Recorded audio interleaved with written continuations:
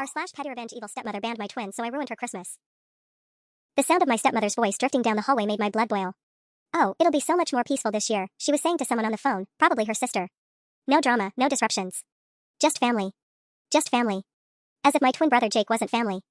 I pressed my back against the wall outside the kitchen, listening to her plan out what she kept calling her perfect Christmas. 3 weeks. It had been 3 weeks since she'd convinced my dad that Jake was too volatile and disruptive to family harmony to be allowed at Christmas dinner. 3 weeks since she'd turned a stupid argument about Jake borrowing her car without asking into grounds for permanent banishment from family celebrations. I've already ordered the prime rib from Henderson's butcher shop, she continued, her voice dripping with satisfaction. And the centerpieces should arrive Christmas Eve morning. Everything's going to be absolutely flawless. Flawless. Right. Jake and I had been inseparable since birth, literally. We'd shared a womb, shared a crib, shared everything for 17 years. The thought of sitting around that dining room table on Christmas morning, opening presents and pretending everything was normal while my other half was banned from his own home, made me physically sick. But what made it worse was how she'd orchestrated the whole thing. Jake had borrowed her precious BMW to drive to his girlfriend's house because his car wouldn't start. Yeah, he should have asked. But instead of handling it like a normal person, she'd waited until Dad got home and launched into this whole speech about respect and boundaries and how Jake clearly had no regard for other people's property. When Jake tried to apologize and explain about his car, she'd cut him off. Don't you dare raise your voice at me in my own house. He hadn't been raising his voice. I was right there. But suddenly it became about Jake being aggressive and intimidating. Dad, who would rather stick his head in the sand than deal with any conflict, just stood there while she painted Jake as some kind of delinquent. The final blow came when she delivered her ultimatum. Jake needed to learn there were consequences for his actions, and those consequences included being uninvited from Christmas. It's just this once, she'd told Dad, crocodile tears in her eyes. I need to feel safe and comfortable in my own home during the holidays. Safe. From Jake. Who once cried when he accidentally stepped on a spider. Dad caved, of course. He always did when it came to her. Maybe it's for the best, he'd said, not meeting either of our eyes. Jake can spend Christmas with your mom this year. Except our mom lived 3 states away now with her new husband, and Jake had already committed to staying here for his job at the movie theater. He'd been saving up money for college, picking up extra shifts during winter break. Now he was going to spend Christmas alone in his crappy studio apartment above a pizza place. The guest bathroom needs fresh towels, my stepmother was saying now, and I want to make sure we have enough champagne for the toast. I closed my eyes, fury building in my chest like a pressure cooker about to blow. She was so pleased with herself, so confident in her victory. She'd finally found a way to cut Jake out of the picture, and she thought she'd gotten away with it clean. But she'd made one crucial mistake.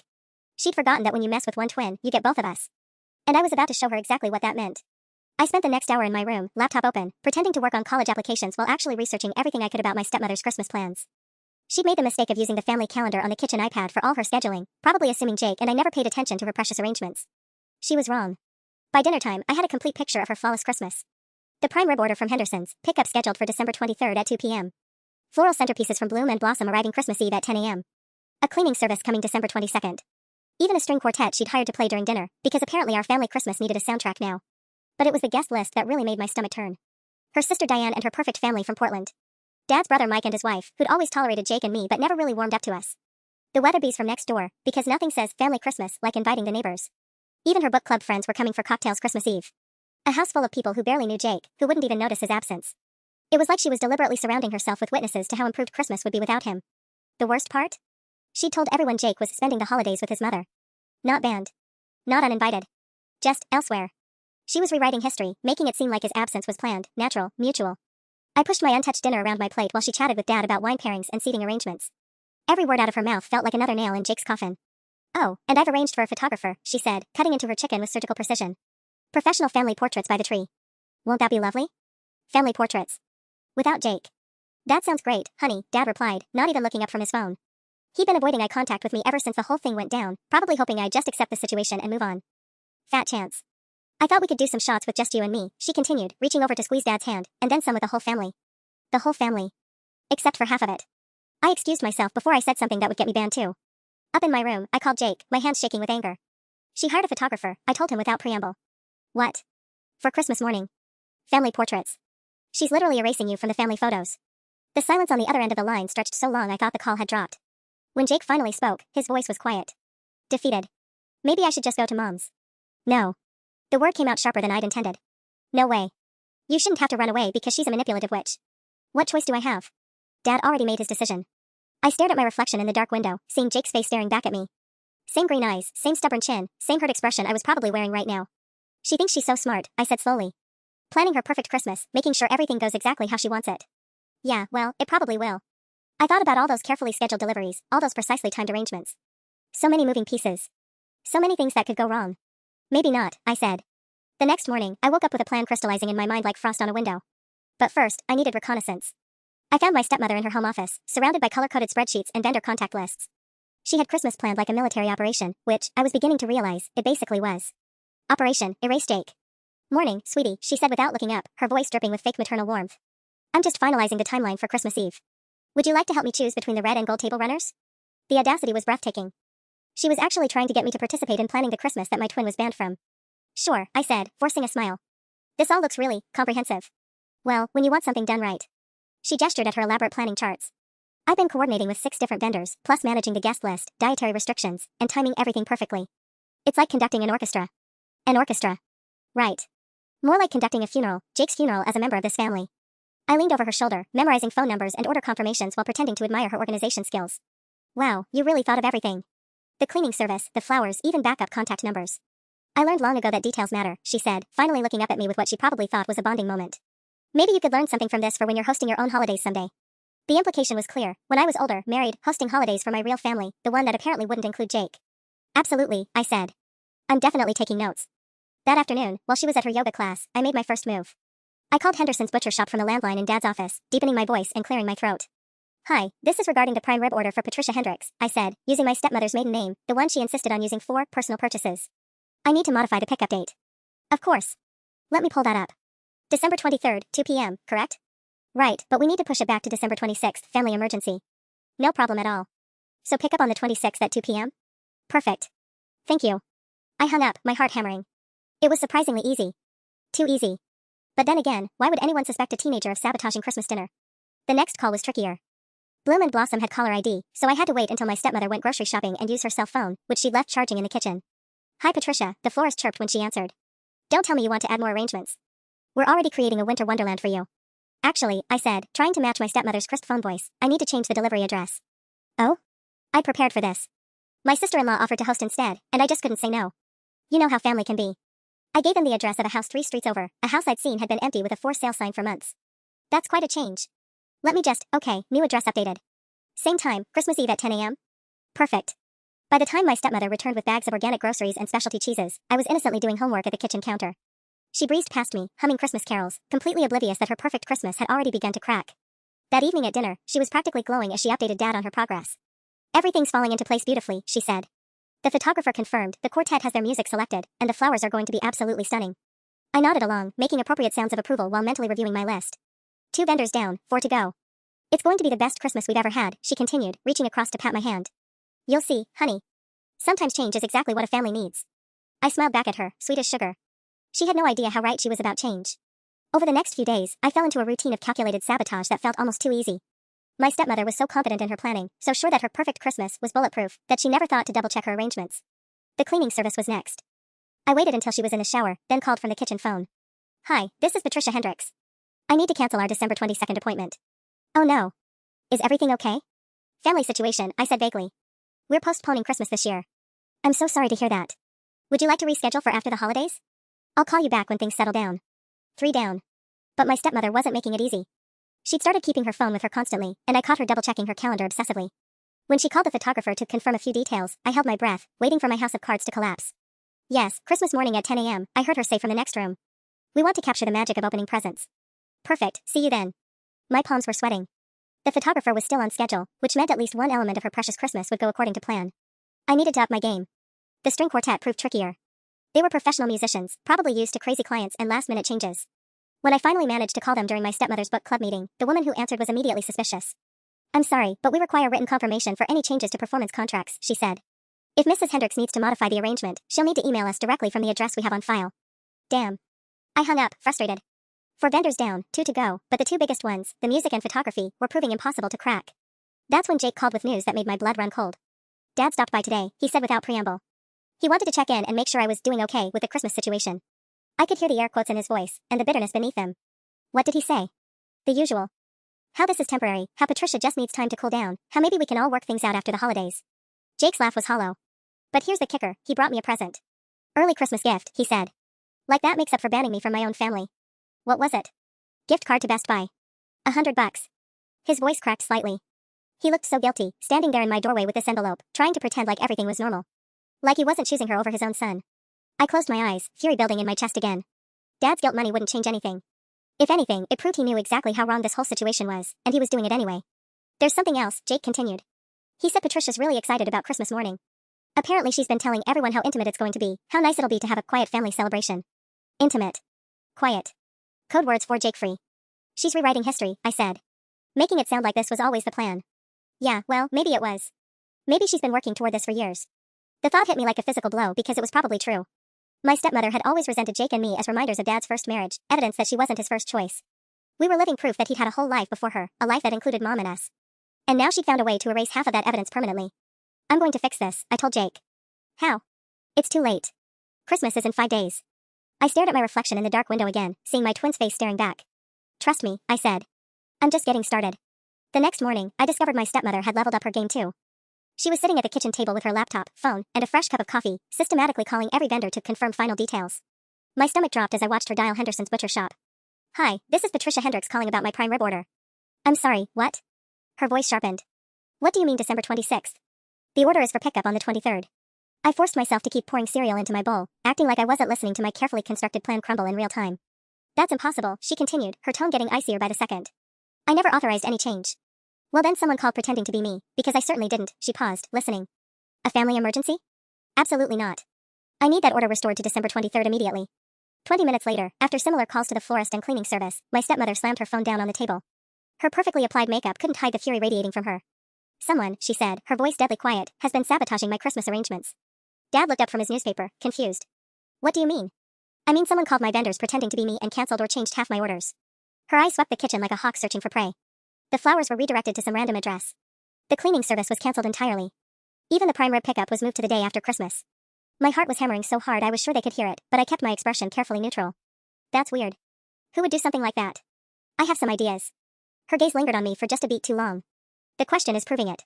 Dad set down his paper, finally registering the seriousness of the situation. Can you fix it? Get everything back on track? I already have. Thank God I caught it in time. She picked up her phone again, scrolling through her contacts. But this means someone has been listening to my private conversations, accessing my personal information. Someone in this house. The accusation hung in the air like smoke. I took another bite of cereal, chewing slowly, buying time to think. She suspected me, that much was obvious, but she couldn't prove anything. Yet. Maybe it was just a mix-up, I suggested. You know how crazy busy vendors get around the holidays. 3 separate vendors don't all spontaneously develop the same mix-up, she snapped. This was deliberate. Calculated. She wasn't wrong. And the fact that she'd figured it out so quickly meant she was smarter than I'd given her credit for. My hit-and-run tactics weren't going to work anymore. Well, regardless, Dad said, clearly uncomfortable with the whole conversation, the important thing is you caught it in time. Crisis averted. This time. My stepmother's eyes found mine again. But I'll be watching very carefully from now on. And if whoever did this thinks they can ruin my Christmas, they're about to learn otherwise. She stood up, gathering her planning materials with sharp, efficient movements. I'm implementing new security measures. All vendor communications go through my personal email now, with password protection. I'm also going to start keeping my phone with me at all times. My cereal suddenly tasted like cardboard. She was essentially putting her Christmas plans in lockdown, which meant my amateur hour sabotage attempts were over. But as I watched her storm out of the kitchen, clutching her phone and muttering about ungrateful teenagers, I realized something important. I'd gotten under her skin. The unflappable Patricia Hendricks was rattled. She was scared her perfect Christmas might not be so perfect after all. And that gave me an idea for a completely different approach. That afternoon, while my stepmother was at her emergency vendor meetings trying to reinforce her Christmas fortress, I walked over to Jake's apartment. The studio above Gino's Pizza was depressing even on a good day, peeling paint, a radiator that clanged like a ghost in chains, and the constant smell of pepperoni grease. But seeing Jake there, surrounded by college brochures and empty ramen containers, made it feel like a prison cell. She figured it out, I told him, collapsing onto his lumpy couch. I know. Dad called me. Jake didn't look up from his laptop screen. He wanted to make sure I wasn't encouraging any troublemaking behavior in you. The betrayal hit me like a slap. He thinks you put me up to this? Apparently. Because obviously I'm such a master manipulator. Jake's voice was flat, defeated. He also wanted to let me know that if any more incidents happen, there might be consequences for both of us. What kind of consequences? The kind where you get banned from Christmas too. I stared at him. He actually said that? Not in so many words. But the message was clear. Jake finally looked at me, and I saw something I'd never seen in my twin's eyes before, genuine fear. Look, I appreciate what you're trying to do, but it's not worth it. Don't blow up your own life for me. This is my life. You're my life. The words came out fiercer than I'd intended. We're a package deal, remember? Always have been. Not anymore. He gestured around the dingy apartment. She won. I'm out, you're in. Don't give her an excuse to make it worse. But I wasn't ready to give up. Not yet. Walking home through the December cold, I tried to think of a new angle of attack. Direct sabotage was off the table now that she'd fortified her vendor relationships. I needed something she couldn't anticipate, couldn't guard against. That's when I spotted the for sale sign in the Weatherby's front yard. Mrs. Weatherby was in her driveway loading boxes into her car, and she looked up when she saw me approaching. Oh, hello dear. Patricia must be so excited about Christmas. She's been telling everyone what a lovely intimate celebration she's planning. Intimate. There was that word again. Actually, I said, an idea forming, there's been a small change of plans. 20 minutes later, I had the whole story. The Weatherbys were moving to Florida earlier than planned, Christmas Eve, in fact. There was a last-minute issue with their new condo that required them to fly down immediately to handle paperwork.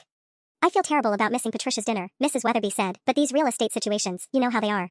Could you let her know? I keep meaning to call, but with all the packing. Of course, I said sweetly. I'll make sure she gets the message. I didn't.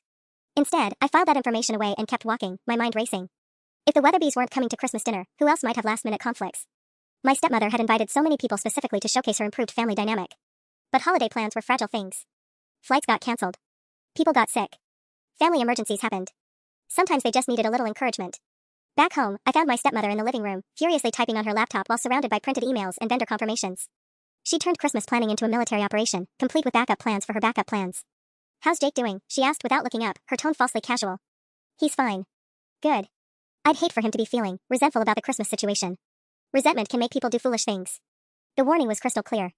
She knew I was behind the vendor calls, even if she couldn't prove it. And she was putting me on notice that any further interference would have consequences for both Jake and me. I'm sure he understands, I said carefully. I hope so. She finally looked at me, her smile sharp as winter ice. Because this Christmas is going to be perfect, one way or another.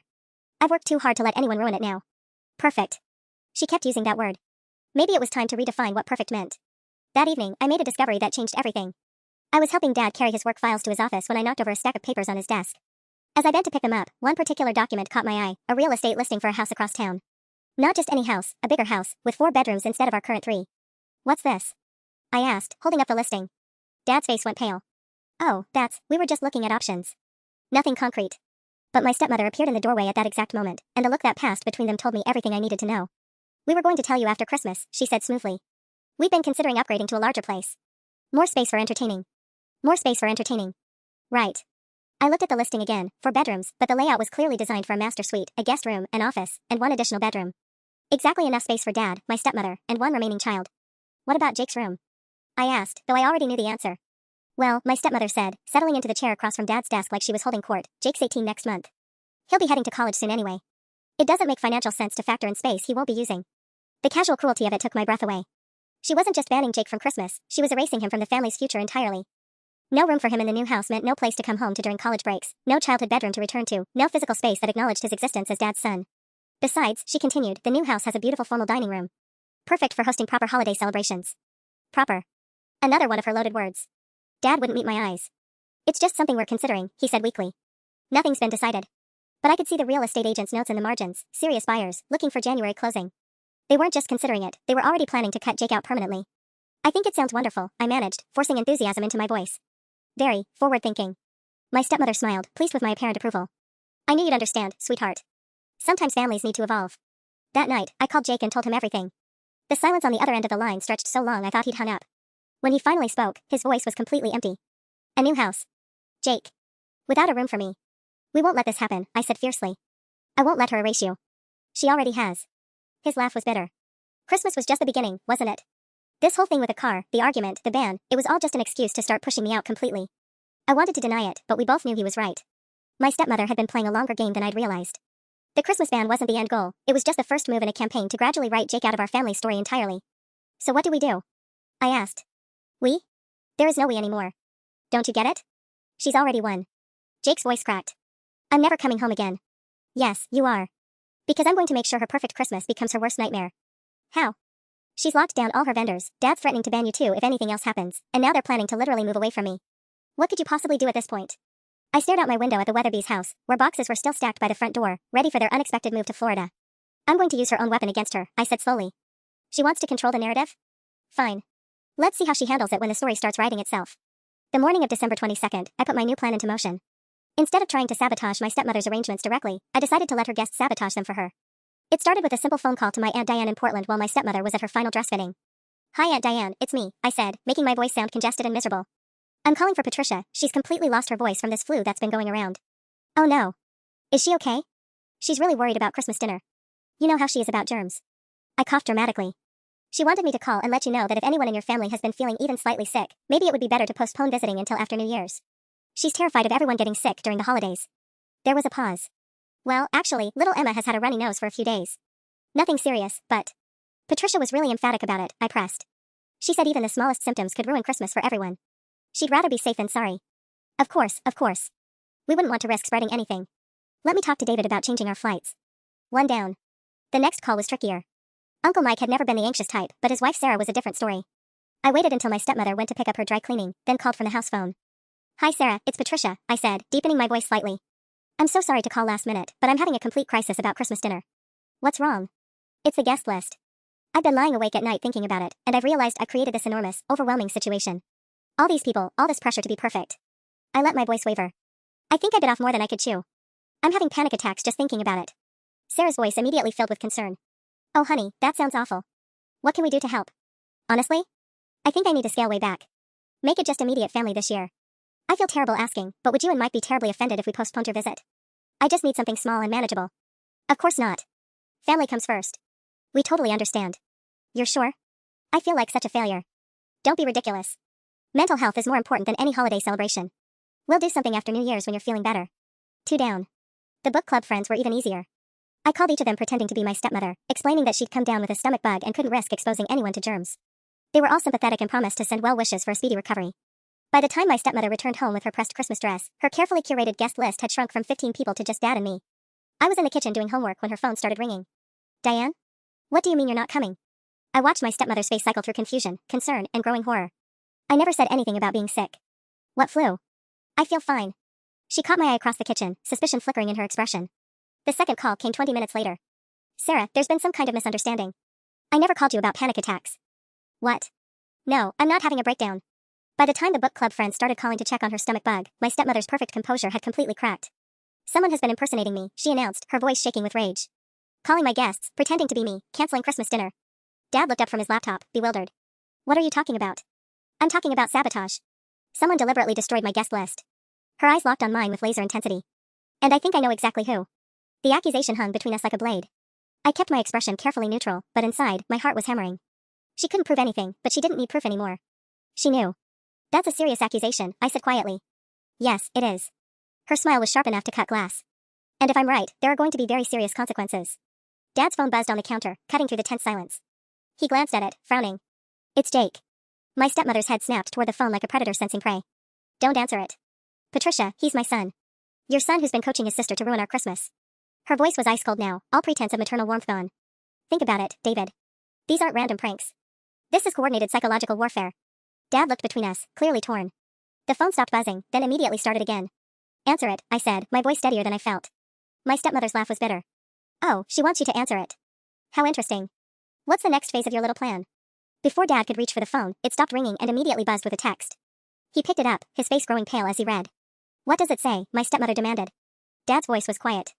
He says he's not coming home for Christmas break at all. He's staying in town, picking up extra shifts, and he doesn't want to cause any more problems for the family. The words hit me like a physical blow. Jake was giving up. After everything I'd done, all the bridges I'd burned trying to fight for him, he was just surrendering. Well, my stepmother said, satisfaction creeping into her tone, at least one person in this family is showing some maturity. He's 18 years old. I exploded, my careful composure finally cracking. He shouldn't have to choose between his job and his family. He made his choice when he decided to be disrespectful in my home, she shot back. And apparently you've made yours too. Dad was still staring at his phone, Jake's message glowing on the screen. For a moment, I thought I saw something break in his expression, a flicker of recognition that this had gone too far. Maybe I should call him back, he said slowly. Absolutely not. My stepmother's voice brooked no argument. David, you cannot reward this behavior. She's clearly been working with Jake to manipulate and sabotage our Christmas. If you cave now, you're teaching both of them that emotional terrorism works. Emotional terrorism. The phrase was so perfectly calculated, so designed to make Dad back down, that I actually felt a spike of grudging admiration for her tactical brilliance. I wasn't working with Jake, I said, which was technically true. He doesn't even know what I've been doing. Right. Pure coincidence that all of this started happening right after he was uninvited. She turned to Dad, her expression shifting to wounded concern. David, I need to know that you support me here. I need to know that I can feel safe and respected in my own home. There it was, her trump card. The same manipulation that had gotten Jake banned in the first place, repackaged for a new crisis. She was making Dad choose between supporting her or enabling what she was framing as our joint rebellion. Dad looked at me, and I saw the exact moment he made his decision. His shoulders sagged slightly, defeat written in every line of his posture. We'll discuss this after Christmas, he said finally. Patricia's right, this has gone far enough. My stepmother's smile was victorious, but there was something else in her eyes now. Something that looked almost like respect. She'd underestimated me before, but she wouldn't make that mistake again. I'm glad we understand each other, she said. All of us. The threat was unmistakable. Christmas was 2 days away, and I was completely cornered. Or so she thought. That evening, as I sat in my room supposedly reflecting on my behavior as Dad had diplomatically put it, I realized my stepmother had made one critical error in her victory lap. She'd forgotten that desperate people do desperate things. While she was downstairs triumphantly calling vendors to confirm her scaled-back but intimate Christmas dinner, I was upstairs with my laptop, diving deep into research about her professional life. If I couldn't attack her Christmas directly anymore, maybe it was time to expand the battlefield. My stepmother worked as a senior marketing director at a boutique PR firm downtown, the kind of place that handled high-end corporate events and political campaigns. She was proud of her professional reputation, always name-dropping clients and bragging about her strategic vision. It was the one part of her life where she felt truly superior to my mom, who'd been a stay-at-home parent during her marriage to Dad. But as I scrolled through her company's website and social media presence, I found something interesting. They had a major client presentation scheduled for December 27th, a pitch to land the marketing contract for the city's new waterfront development project. My stepmother had been working on it for months, staying late at the office, taking calls at home, treating it like her shot at a major promotion. The presentation was scheduled for 9 a.m. sharp at the client's downtown headquarters. Which would be fine, except for one small problem I just discovered. The city had announced that morning that several downtown streets would be closed December 27th for emergency water main repairs. The closure included the street her client's building was on. My stepmother clearly hadn't seen the announcement yet, she'd been too busy managing her Christmas crisis. But the city's website had all the details, including a helpful map showing alternate routes and the recommendation that people allow an extra hour for travel time. I screenshotted everything, then closed my laptop and went downstairs to find my stepmother in the living room, surrounded by her revised Christmas timeline and looking smugly satisfied with her damage control. "Hey," I said casually, "did you see the news about those street closures downtown next week?" She looked up from her papers, immediately suspicious of any conversation I initiated. "What street closures?" "For the water main thing. I just saw it online." I pulled out my phone, pretending to scroll. It said something about the business district being affected. "Might want to check if it impacts your big presentation." Her face went pale. "What presentation?" "The waterfront development pitch? You've been working on it for months." I kept my tone innocent, helpful even. "I just thought you'd want to know in case you need to plan extra travel time." She practically lunged for her laptop, fingers flying across the keyboard. I watched her face cycle through confusion, concern, and pure panic as she found the city's announcement. "This can't be happening," she muttered, scrolling frantically through the street closure map. "The entire block is inaccessible. How am I supposed to get to the most important presentation of my career?" "Can't you reschedule?" I suggested. "With a client? 3 days before?" "Absolutely not." She was already reaching for her phone. "I need to call my assistant, figure out parking alternatives, maybe book a hotel downtown for the night before." As I watched her spiral into professional crisis mode, I felt a flicker of something that might have been guilt. This wasn't just about Christmas anymore, I was potentially sabotaging her actual career. But then I remembered Jake sitting alone in that dingy apartment, essentially exiled from his own family, and the guilt evaporated. She wanted to play hardball? Fine. Two could play that game. "I'm sure you'll figure it out," I said sweetly. "You're always so good at planning ahead." Her eyes snapped to mine, and for a moment, I saw raw fury there. She knew. Maybe she couldn't prove I'd been behind the vendor calls or the guest cancellations, but she knew I'd just delivered another perfectly timed piece of chaos into her carefully ordered world. "Yes," she said slowly, her voice deadly quiet. "I am very good at planning ahead. Especially when it comes to dealing with problems." The threat hung between us like smoke. Whatever temporary truce had existed after Dad's ultimatum was officially over. Christmas was tomorrow, and the war was just beginning. The next morning, Christmas Eve, I woke up to the sound of my stepmother's voice echoing through the house like a drill sergeant commanding troops. She was on the phone with what sounded like every vendor in the city, triple-checking arrangements for her scaled-down but still perfect Christmas. "Yes, I understand you're busy, but I need absolute confirmation that the prime rib will be ready at exactly 2 p.m., she was saying as I padded downstairs. "And please, triple-check that this is Patricia Hendricks, Hendricks. I've had some issues with miscommunications." She was dressed in full battle armor, crisp white blouse, perfectly pressed pants, hair already styled even though it was barely 8 a.m. When she saw me, her smile was sharp enough to draw blood. "Good morning, sweetheart. Ready for our lovely intimate Christmas?" The emphasis on intimate felt like a slap. Just the three of us, exactly as she'd planned. No Jake, no extended family, no witnesses to what our family had become. "Can't wait," I replied, matching her fake sweetness. Dad emerged from his office looking frazzled, phone pressed to his ear. "I understand the urgency, but it's Christmas Eve." "No, I get that the permits need to be filed." He caught sight of us and mouthed sorry before disappearing back into his office. "Work emergency," my stepmother explained, though her tone suggested she didn't actually care. "Something about a client deadline that can't wait. Men and their priorities, right?" I was about to respond when the doorbell rang. My stepmother's face immediately shifted to high alert. She wasn't expecting any deliveries until the photographer tomorrow morning. "I'll get it," she said quickly, smoothing her hair as she headed to the front door. Through the kitchen window, I watched her accept a massive floral arrangement from a confused-looking delivery guy. Even from a distance, I could see her gesturing frantically, clearly explaining that she hadn't ordered flowers for today. She came back inside carrying the most elaborate Christmas centerpiece I'd ever seen, white roses, gold ribbon, real pine branches that made the whole kitchen smell like a forest. "These aren't mine," she announced, setting them on the counter like evidence in a crime scene. "Someone sent Christmas flowers to our house." No card, no explanation. I leaned over to examine the arrangement, genuinely puzzled. "Maybe they're from the Weatherbys? Like an apology for missing dinner?" "The Weatherbys are in Florida dealing with their real estate crisis," she said slowly, studying my face for any tell. "Besides, this arrangement costs at least $200. That's not apology flower money." Before I could respond, Dad's office door burst open and he emerged looking genuinely panicked. "Patricia, I need your help." The Morrison project just imploded. They're demanding a complete revision of the environmental impact report by tomorrow or they're pulling funding. I have to go into the office. Today? It's Christmas Eve. I know. But if we lose Morrison, the firm loses about 30% of its revenue for next year. He was already grabbing his coat and keys. I'll try to be back for dinner, but nothing. David, this is our Christmas. Our first intimate family Christmas. Her voice was rising, the careful control starting to crack. I'm sorry, but this is my career on the line. Morrison specifically asked for me. He kissed her cheek quickly, avoiding her eyes.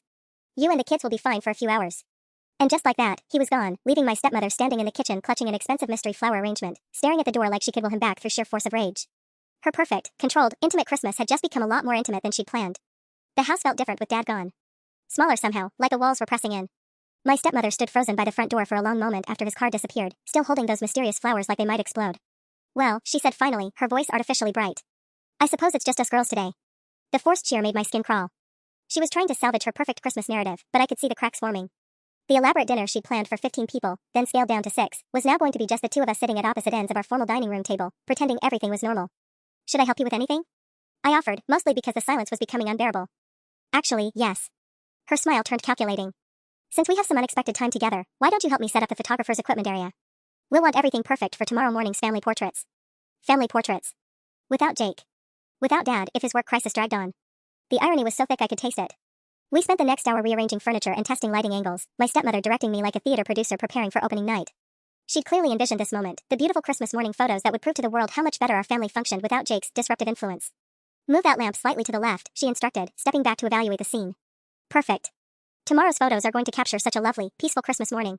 That's when my phone buzzed with a text from Jake, working double shift today and tomorrow. Boss says we might be busy with people wanting last-minute movie tickets. Hope you guys have a good Christmas. The casual resignation in his message broke something inside me. He wasn't even fighting anymore. He'd accepted that this was his life now, working at a movie theater on Christmas while his family pretended he'd never existed. Jake, my stepmother asked, noticing my expression. He's working a double shift tomorrow, I said, not bothering to hide my bitterness. Well, that's very responsible of him. Building his work ethic. She adjusted a throw pillow for the third time. See? Everything works out for the best. The doorbell rang again, interrupting her self-satisfied monologue.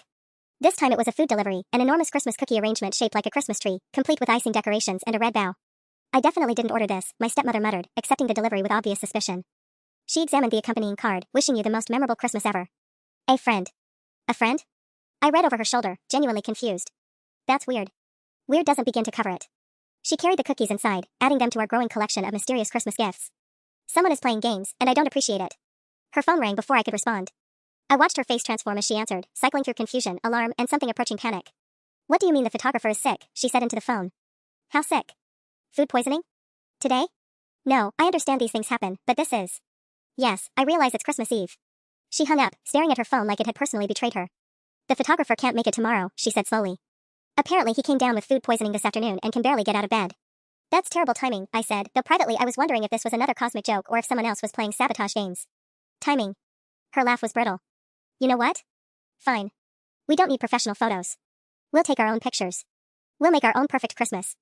But I could see her perfect control finally starting to unravel, one mysterious delivery and canceled vendor at a time. The afternoon dragged on with my stepmother trying desperately to maintain her vision of Christmas perfection while everything slowly fell apart around her. She spent an hour on the phone trying to find a replacement photographer, calling every studio in the city only to discover that anyone worth hiring was either already booked or had stopped taking calls for Christmas Eve. Fine, she announced, slamming her phone down. We'll do a family photo session ourselves. I have a perfectly good camera. She disappeared upstairs and returned with an expensive-looking digital camera, immediately beginning to set up elaborate shots by the Christmas tree. I watched her adjust angles and lighting with manic precision, trying to recreate whatever vision she'd had of our intimate family Christmas. Sit there, she directed, pointing to the couch. No, not like that. Smile. Look natural. This is supposed to be candid. Nothing about this felt candid. I sat stiffly while she clicked away, knowing these photos would eventually be used as evidence of how wonderful Christmas was without Jake. Proof that her version of our family was better, happier, more peaceful. The doorbell rang again just as she was adjusting the camera settings for a different angle. We both froze. 3 unexpected deliveries in one day was beyond coincidence. This time it was a singing telegram. An elderly man in a Santa suit stood on our doorstep with a portable speaker, ready to launch into what I could only assume was a Christmas song performance. My stepmother's face went through several expressions before settling on barely contained hysteria. I'm sorry, there's been a mistake, she said quickly. We didn't order any singing telegram. Patricia Hendricks? Santa checked his clipboard. Someone paid for a premium Christmas Eve delivery. Says here it's a gift from its secret admirer who wanted to make your holiday extra special. My stepmother looked like she was going to spontaneously combust. I don't have a secret admirer. I'm married. But Santa was already launching into an enthusiastic rendition of I'll Be Home for Christmas, complete with choreographed movements and audience participation cues. Neighbors started peering out their windows at the commotion, probably wondering why the Hendricks family needed professional Christmas entertainment. When he finally finished and departed with a cheery wave, my stepmother stood in the doorway staring after him like he'd just delivered a bomb instead of a song. Someone is messing with me, she said, her voice dangerously quiet. This isn't random. The flowers, the cookies, the telegram, someone is deliberately trying to disrupt my Christmas. I followed her back inside, watching her pace around the living room like a caged animal. Her perfect control was completely gone now, replaced by paranoid fury as she tried to figure out who was behind the mysterious deliveries. It has to be someone who knows my address, my full name, my plans for today, she muttered, more to herself than to me. Someone with money to spend on elaborate pranks. She stopped pacing suddenly, her eyes snapping to mine with laser focus. Where's your phone? What? Your phone. Let me see it. My heart started hammering, but I handed it over, trying to look confused rather than guilty. She scrolled through my recent calls, my text messages, my browser history, looking for evidence that I'd ordered the deliveries. Nothing, she said, almost disappointed. She handed the phone back, but I could see the wheels still turning in her head. But that doesn't mean anything. There are other ways to coordinate this kind of harassment. The word harassment hung in the air between us. She was escalating this from pranks to something more serious, building a case for whatever consequences she was planning. That's when Dad's key turned in the front door, and we both turned toward the sound like guilty conspirators caught in the act. Dad walked through the door looking like he'd aged 5 years in the past few hours. His tie was loosened, his hair disheveled, and there was a coffee stain on his shirt that he probably didn't even notice. Please tell me I didn't miss anything important, he said, dropping his briefcase with a heavy thud. My stepmother gestured wordlessly at the mysterious flowers, the elaborate cookie arrangement, and the lingerie of Christmas chaos that had accumulated in his absence. We've had some unexpected visitors, she said carefully. Dad blinked at the display. Did we win a contest or something? Someone has been sending anonymous gifts all day, my stepmother explained, her voice tight with barely controlled frustration. Expensive ones. Along with a singing telegram that half the neighborhood witnessed. That's weird. Dad looked genuinely confused. Any idea who? Before my stepmother could launch into her theories about coordinated harassment campaigns, her phone rang. She glanced at the caller ID and her face went pale. It's my mother, she said, which immediately explained her panic. My stepmother's relationship with her mom was complicated on the best of days, and today was definitely not the best of days. Hi, Mom. What? No, we're not having a big party. I never said anything about catering for 50 people. Her voice rose with each word. Mother, I have no idea what you're talking about. Dad and I exchanged glances as we watched her pace frantically around the living room, trying to manage what was clearly another Christmas crisis. Someone called you pretending to be me, she continued. Asking for your famous stuffing recipe to serve to a huge crowd? Mother, our Christmas dinner is just family. No, don't drive down here. There's no party. She hung up, staring at her phone like it had grown fangs. Let me guess, I said, though I was genuinely confused now. Someone's been making more phone calls pretending to be you? My mother just spent her entire afternoon preparing enough stuffing to feed an army because someone called her claiming to be me, begging for help with a surprise Christmas feast, my stepmother said slowly. She was planning to drive down tonight with enough food to cater a wedding. Dad rubbed his temples. This is getting out of hand. First the vendor mix-ups, then the guest cancellations, now anonymous gifts and fake phone calls. Someone's really committed to ruining our Christmas. It's not just ruining Christmas, my stepmother said, her eyes finding mine again. It's psychological warfare. Someone wants me to feel paranoid, unbalanced, like I can't trust my own arrangements or even my own family relationships. The accusation in her voice was unmistakable, but before I could respond, my own phone buzzed with a text from a number I didn't recognize. Hope you're having a memorable Christmas Eve. The real fun starts tomorrow. A friend. I stared at the message, my blood running cold. Someone else was playing this game, and they were playing it better than I ever had. What is it? Dad asked, noticing my expression. I handed him my phone, watching his face darken as he read the message. This has gone too far, he said quietly. Someone's targeting our entire family now. My stepmother snatched the phone from his hands, reading the message twice before looking at me with something approaching fear. This isn't just about Christmas anymore, she said. Someone wants to destroy us completely. For the first time since this whole war began, my stepmother and I were on the same side, both of US victims of someone else's game. The question was, who was playing puppet master with our family's destruction? That evening, as we sat around our formal dining table trying to salvage some semblance of Christmas dinner, the doorbell rang one final time. Dad answered it, returning with a large envelope addressed to the Hendricks family in neat handwriting. Inside were printed copies of every email, every vendor confirmation, and every phone record from the past 2 weeks, including recordings of phone calls I definitely hadn't made. What the hell is this? My stepmother whispered, shuffling through the papers. I found my answer in a handwritten note at the bottom of the stack. Patricia, you've spent 2 years trying to erase Jake from this family. Time to see how it feels. Mrs. Chen. Mrs. Chen. Our elderly neighbor from 2 streets over, whose grandson Kevin was Jake's best friend from middle school. Kevin, who'd been away at college but must have come home for winter break. Kevin, who'd probably heard from Jake about being banned from Christmas and decided to take matters into his own hands. Oh my God, I breathed, understanding flooding through me. It wasn't me. My stepmother's face cycled through confusion, realization, and something that might have been relief. You weren't behind the deliveries today? I sabotaged your vendors, I admitted, the words tumbling out now that the real truth was surfacing. I canceled the flowers and the cleaning service and moved your meat pickup. But the anonymous gifts, the phone calls today, the photographer getting sick, that wasn't me. Dad was still reading through Mrs. Chen's evidence packet, his expression growing darker with each page. There are recordings here, he said quietly. Someone's been documenting everything. The last item in the envelope was a USB drive labeled Christmas Revelations. Dad plugged it into his laptop, and we all crowded around the screen as the video file opened. It was security camera footage from Jake's apartment building, showing him leaving for work that morning at 6 a.m. on Christmas Eve. Alone. The timestamp proved he'd been at his job during every mysterious delivery and phone call my stepmother had received. But the real revelation came in the second video file, cell phone footage of my stepmother's conversation with Dad 3 weeks ago, when she'd convinced him to ban Jake. Kevin must have been visiting and recorded through an open window. We watched in silence as the video showed my stepmother's calculated performance, the fake tears, the manipulative language about feeling unsafe, the way she deliberately escalated Jake's minor car borrowing incident into grounds for permanent banishment. I never realized. Dad's voice trailed off as he watched himself cave to her manipulation on screen. You should call Jake, I said quietly. Tell him to come home. My stepmother sat frozen, staring at the laptop screen where her own words were playing back like evidence in a trial. For the first time since I'd known her, she looked truly defeated. She started, then stopped. I wanted our family to be different. Better. I thought. You thought Jake was the problem, I finished for her. But families aren't perfect because you eliminate the inconvenient parts. They're perfect because they stick together. Dad was already dialing Jake's number, stepping into the kitchen for privacy. Through the doorway, I could hear him saying, Son, I made a mistake. A big one. Can you come home? An hour later, Jake walked through our front door carrying a bag of Chinese takeout and wearing his movie theater uniform, looking confused but cautiously hopeful. My stepmother stood up slowly when she saw him, her perfect composure finally, completely gone. Jake, she said, her voice barely a whisper. I owe you an apology. It wasn't the Christmas any of us had planned. But sitting around our dining table sharing Chinese food and tentatively rebuilding trust, it felt more like family than we'd been in years. Sometimes the most perfect moments come from the most imperfect circumstances.